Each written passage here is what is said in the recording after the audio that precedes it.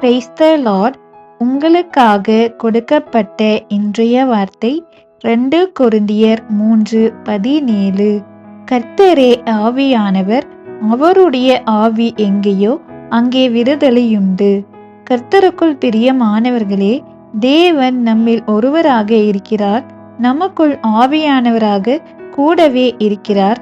அவர் நமக்குள்ளாக இருக்கிறதை எப்படி உணர்ந்து கொள்வது? நீங்கள் வேதத்தை வாசிக்கும் போது பிரச்சனைகள் வருகிறதா? அல்லது நீங்கள் ஜெபிக்கும் போது போராட்டங்கள் வருகிறதா? இதெல்லாம் பார்த்து தேவன் இருக்கிறாரா என்ற கேள்விகள் உங்கள் எண்ணங்களில் வரும் அல்லவா?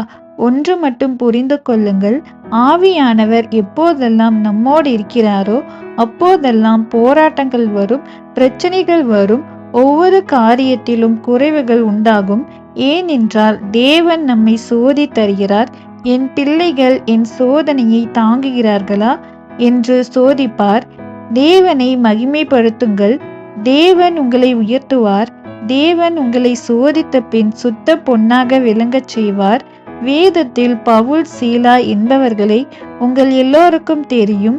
அவர்கள் சிறைச்சாலையில் இருந்தபோது தேவனை துதித்து பாடினார்கள். அவர்கள் துதியினாலே சிறைச்சாலை உடைந்தது, அவர்கள் கட்டுகள் உடைந்தது. எதனால் தெரியுமா? ஆவியானவர் அவர்களோடு இருந்ததினாலே தான். தேவன் இப்போது உங்களோடும் இருக்கிறார்.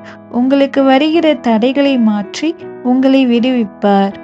ஆமேன்.